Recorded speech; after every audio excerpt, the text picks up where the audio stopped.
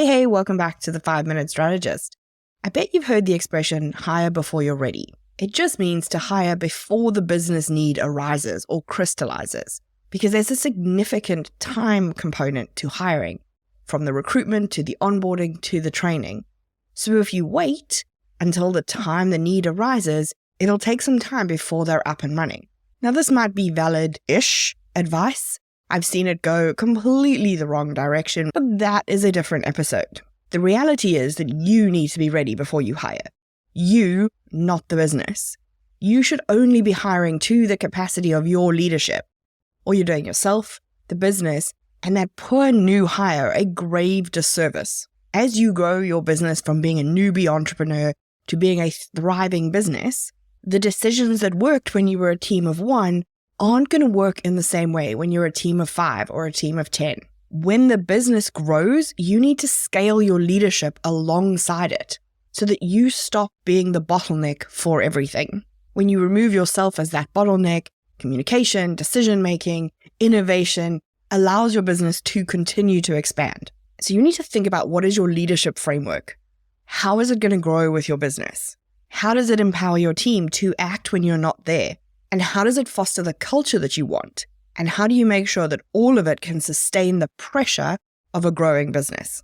If you're not thinking about this, eventually what's going to happen is the leaders that you have in your business aren't going to be able to meet the leadership needs of the business. And that's going to hold back all of that growth that you're chasing. When you're thinking about this leadership framework, though, this is not traditional delegation where you're like, here are the tasks that I'm delegating. You're actually delegating a system that's constantly moving, constantly evolving, constantly changing. So your challenge is to find the leaders in your team who understand the vision so they can see that big picture with you and they know how to act independently to get you there. It's not like delegating a task where you can say, first you do A, then you do B, then you do C.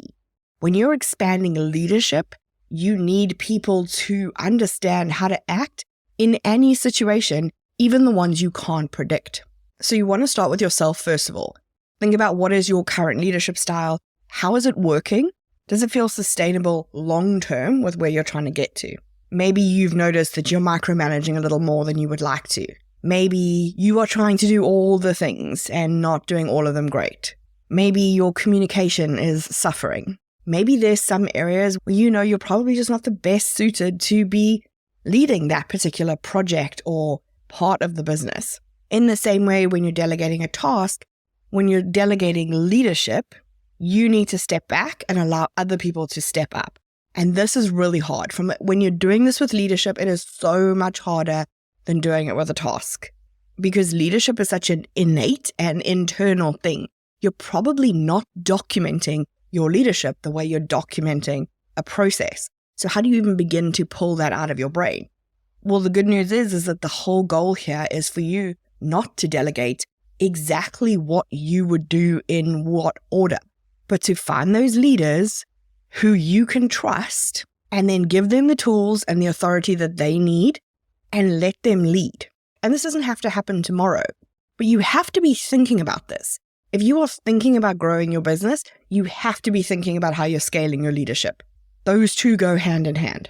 And that might mean that you start to think about who in your team would be able to step up, where you might have a gap that you might have to recruit externally.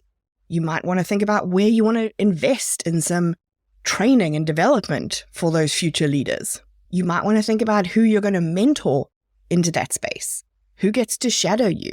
Who do you trust in small ways so that you can test their leadership potential for the big stuff down the road?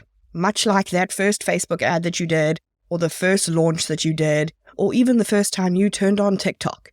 Your first try at scaling your leadership might not be perfect. And that's okay, as long as with each challenge or each stumble or each opportunity, you're able to step back, reflect on the lessons learned, and share those with the leadership team.